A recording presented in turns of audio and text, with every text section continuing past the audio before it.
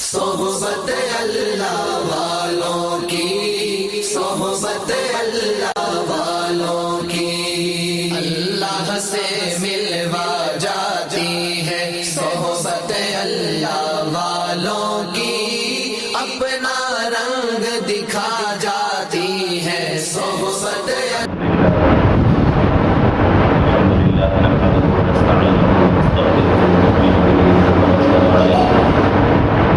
بالله من شرور أنفسنا ومن سيئات أعمالنا من يهده الله فلا مضل له ومن يضلل فلا هادي له ونشهد أن لا إله إلا الله وحده لا شريك له ونشهد أن سيدنا وسندنا وحبيبنا ونبينا ومولانا محمدا عبده ورسوله صلى الله عليه وعلى آله وأصحابه وبارك وسلم تسليما كثيرا أما بعد فأعوذ بالله من الشيطان الرجيم بسم الله الرحمن الرحيم وإذ قالت الملائكة يا مريم إن الله اصطفاك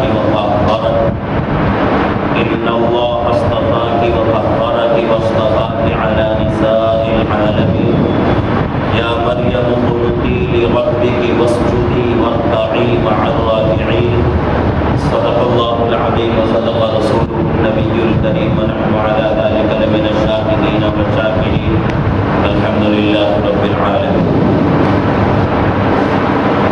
الحمد للہ ہماری تفسیر کا سلسلہ چل رہا ہے. گزشتہ مجلس میں جن آیات کی تفسیر ہوئی تھی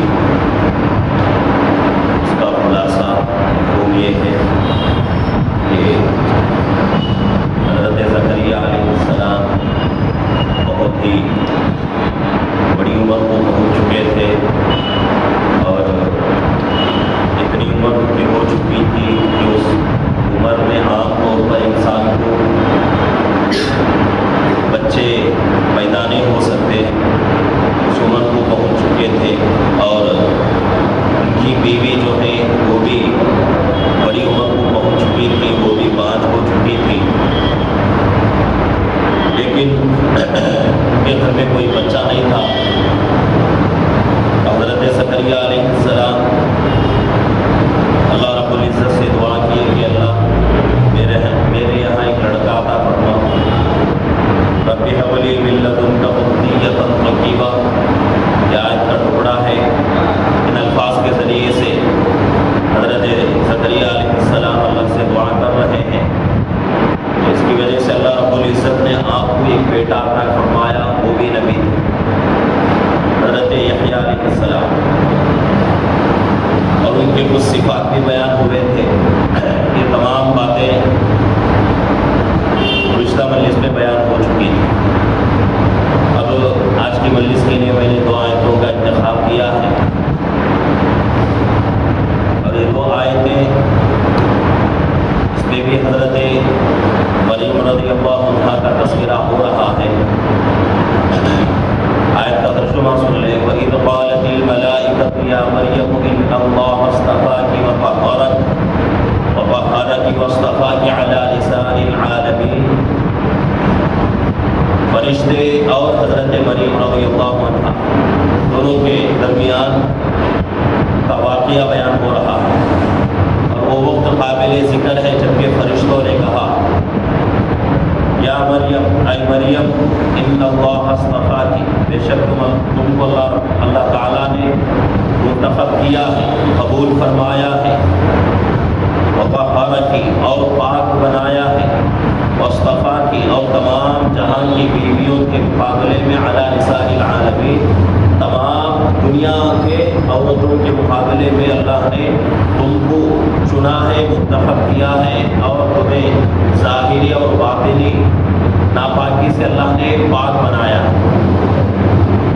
یہ جو ہے آیت کا ترجمہ ہوا. اس کے اندر فرشتے حضرت مریم رضی اللہ عنہا سے باتیں کر رہے ہیں اور فرشتے جو ہے حضرت مریم رضی اللہ عنہا کو کچھ نصیحت کر رہے ہیں. تو یہاں جو ہے ایک اشکال ہو سکتا ہے کیا مریم رضی اللہ عنہا نبی؟ اس کا جواب یہ ہے کہ کہہ رہا ہے کہ ایک جگہ قرآن میں فرمایا کہ یہ بھی نبی دنیا میں آئے پورے کے پورے نبی بنے ہیں، عورتوں میں سے کوئی نبی دنیا میں نہیں آئی، عورتوں کو اللہ نے نبی نہیں بنایا۔ قرآن کا اعلان ہے، قرآن کے ہے کہ عورتوں کو اللہ نے نبی نہیں بنایا۔ اب یہاں فرشتوں کا بات کرنے کا کیا تذکرہ؟ فرشتے کی بات کر رہے ہیں، تو اس کا جواب حضرات اسی دن دیتے ہیں کہ نبی کے لیے وحی کا آنا شرط ہے، نبی کے لیے اللہ کی طرف سے وحی کا آنا شرط ہے، اور کوئی اس آدمی سے اگر فرشتے بات کر لیں تو بھی نبی نہیں ہو سکتا۔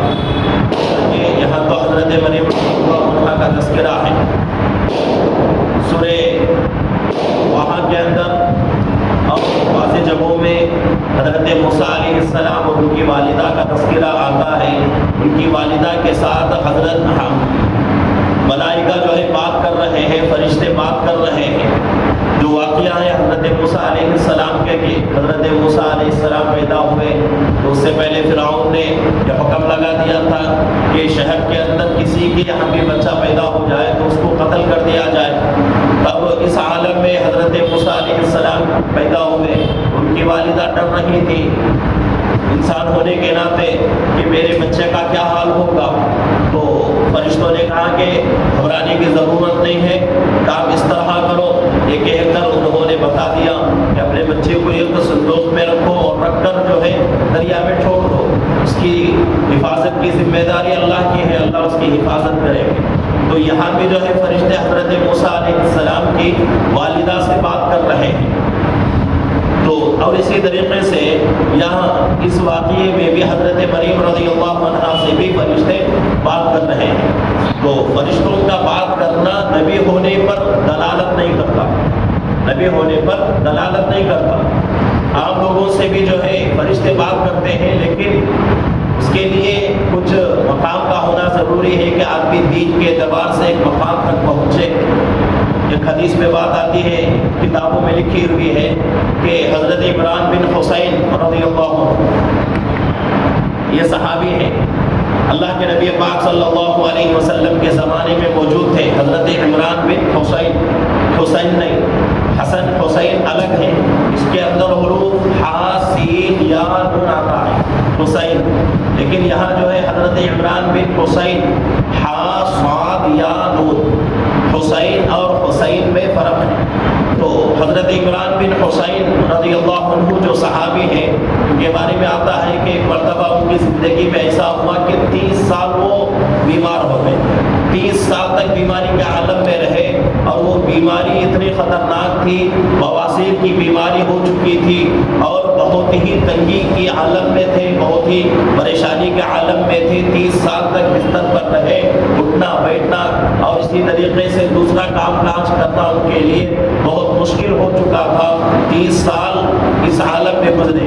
تو لکھا ہوا کتابوں کے اندر کہ حضرت عمران بن حسین رضی اللہ عنہ جب بیمار تھے، 30 سال بستر پر تھے، فراش پر تھے، تو اس عالم میں فرشتے آ کر ان سے سلام کرتے تھے، فرشتے آ کر ان کو سلام کرتے تھے۔ اس کے بعد حکیموں نے کہا کہ بھئی یہ بیماری تمہاری جو ہے اتنی خطرناک ہو چکی ہے، یہ بیماری اسی وقت ختم ہو جائے گی جبکہ تم اس کو جو ہے آگ سے داغ دو، آگ سے جلاؤ، تو اس وقت تمہاری یہ بیماری ختم ہو جائے گی۔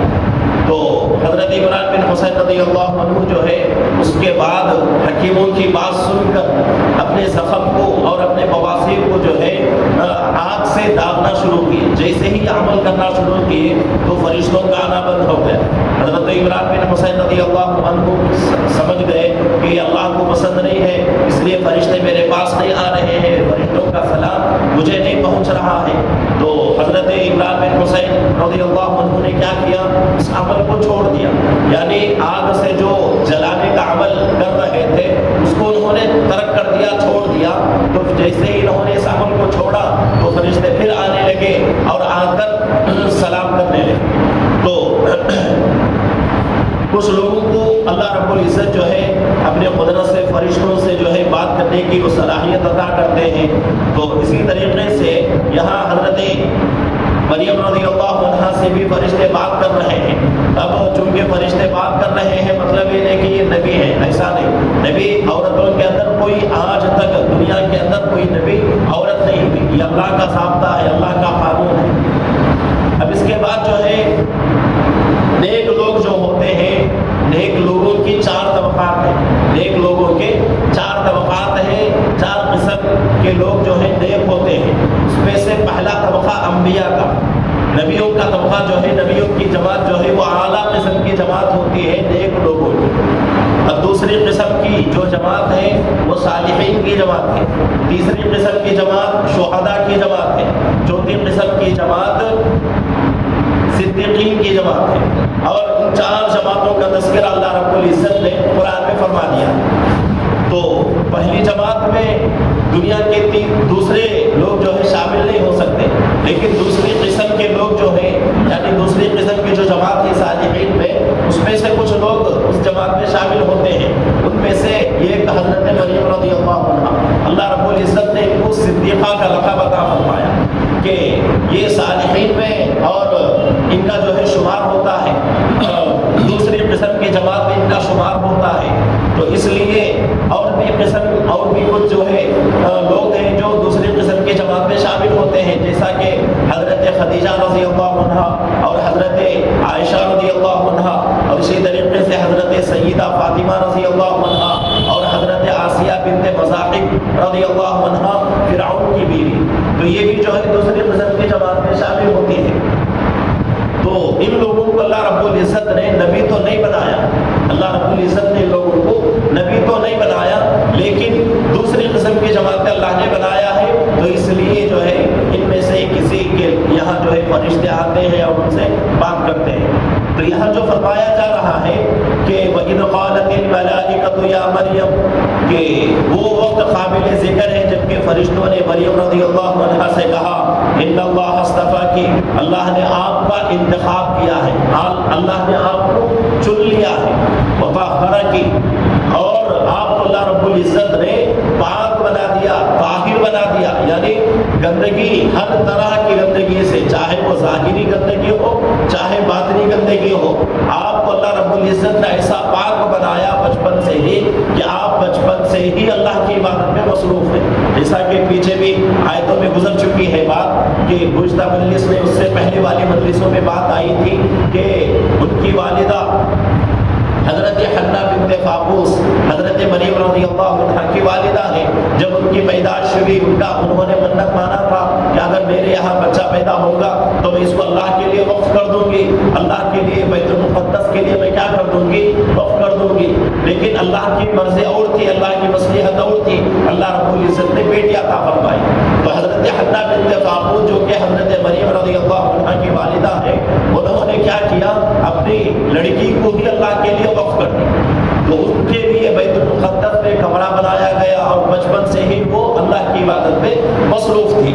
تو اس وجہ سے فرشتے کہہ رہے ہیں کہ اے مریم، اللہ نے تمہیں چن لیا ہے، تمہارا انتخاب کیا ہے اس وجہ سے کہ اللہ نے آپ کو ظاہری ناپاکی سے بھی پاک فرمایا ہے اور باطنی ناپاکی سے بھی پاک فرمایا ہے. بچپن سے ہی آپ شرک سے اور دوسری جو ہے گناہوں سے پاک تھی، اور پیدائش کے بعد سے ہی آپ کے بارے میں آتا ہے کہ جب سے آپ کو بات سمجھنے کی آپ کے اندر شعور پیدا ہو گیا اور وہ صلاحیت پیدا ہو گئی تو فوراً آپ جو ہے اللہ کی عبادت میں مصروف ہو گئے.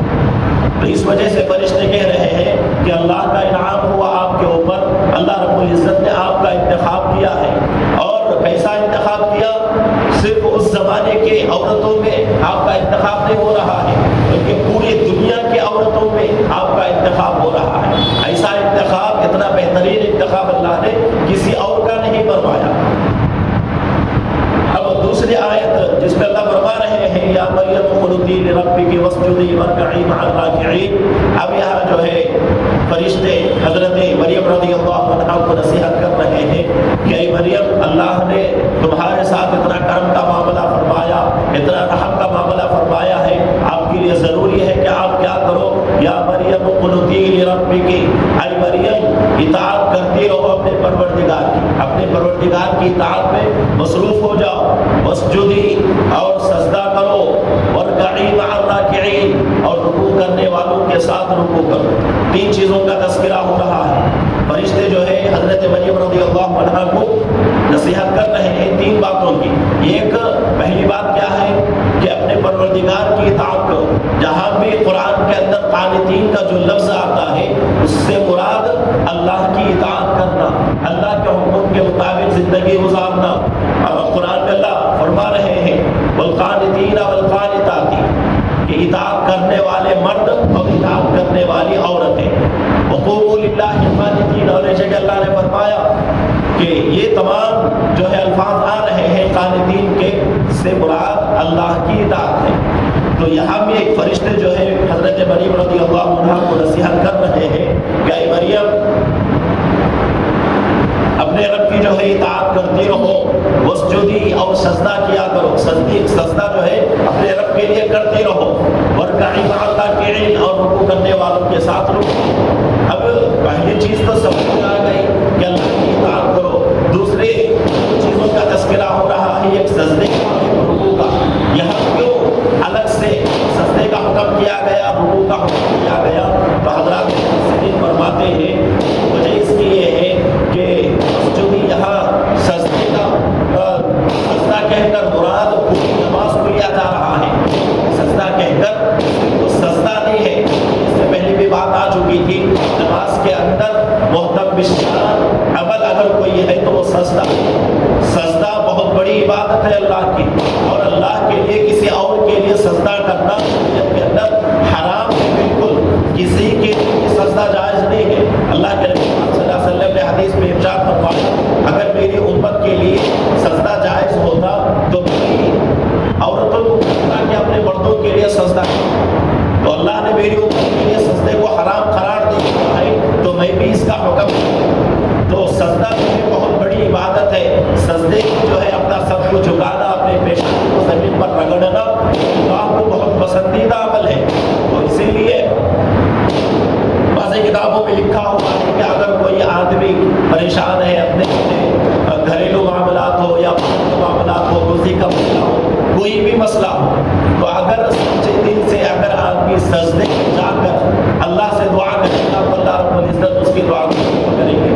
نماز کا سجدہ نہیں, سجدے سے مراد نماز کا سجدہ نہیں. نماز کے سجدے میں تو صرف اللہ کی بڑائی ہی بیان کرنا ہے, بلکہ الگ سے نماز سے باہر سجدے میں جا کر اگر کوئی آدمی سچے جو ہے دل سے اور دل کی جو ہے تڑپ کے ساتھ اللہ سے دعا کرے گا تو اس دعا کو اللہ قبول کرے گا. اور سجدہ جو ہے نماز کے اندر بہت ہی اونچی عادت ہے. تو اس لیے اللہ رب العزت یہاں سجدہ کہہ کر پوری نماز کو مراد لے رہے ہیں. ایک اس کا تو جواب یہ ہے. اور دوسرا لفظ آ رہا ہے وارکعی مع الراکعین کہ رکوع کرنے والوں کے ساتھ رکوع کرو. اللہ نے کیوں رکوع کا تذکرہ کیا؟ تو وجہ اس کی یہ ہے, 2 قول بتائے گئے ہیں. ایک قول یہ ہے کہ یہودی پہلے کیا کرتے تھے اپنی نماز اس زمانے میں, یعنی حضرت مریم رضی اللہ عنہا اور اس سے پہلے کے زمانے میں یہودی جو تھے وہ لوگ نماز کیسے پڑھتے تھے؟ پہلے سجدہ کرتے تھے, اس کے بعد رکوع کرتے تھے. یہ قول. اور ایک دوسرا قول یہ ہے کہ لوگ جو ہے رکوع صحیح طریقے سے نہیں کرتے تھے. سجدہ تو مکمل طریقے سے کر لیتے تھے, رکوع صحیح طریقے سے نہیں کرتے تھے. اس لیے اللہ رب العزت نے سجدے کے ساتھ رکوع کا بھی تذکرہ کیا ہے. اگر پہلے قول کو لے لیں کہ اس زمانے میں پہلے سجدہ ہوتا تھا بعد میں رکوع ہوتا تھا, یہ تو صحیح روایت ہے. تو اگر فرض کرنے کے میں اسی طرح ان کی نماز ہوتی تھی تو اللہ رب العزت نے اس ترتیب سے اللہ نے یہاں بیان کر دیا. نہیں, اگر وہ صحیح روایت ہے اس کے اوپر عمل نہیں ہوتا تھا, بس بعض لوگوں کا قول ہے اس طرح جو ہے وہ عمل کرتے تھے.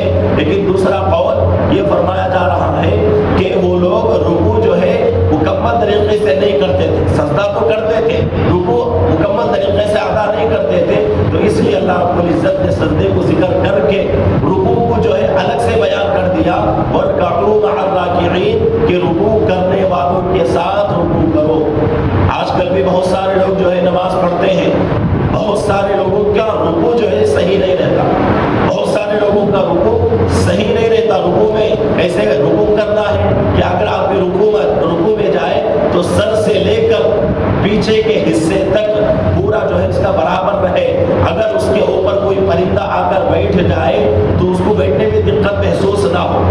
تو اس طرح جو ہے ایک دم اونچ نیچ نہ ہو. ایسا نہ کہ بھئی سر جو ہے جھکا رہا ہے, پیٹھ جو ہے بیچ میں سے اٹھ رہی ہے. اس طرح رکوع کرنے کا حکم نہیں دیا گیا. رکوع کرنے کا حکم اور رکوع کا طریقہ یہی ہے کہ سر سے لے کر پیچھے سورین تک تمام حصہ جو ہے برابر رہے. اس کو رکوع کہا جاتا ہے.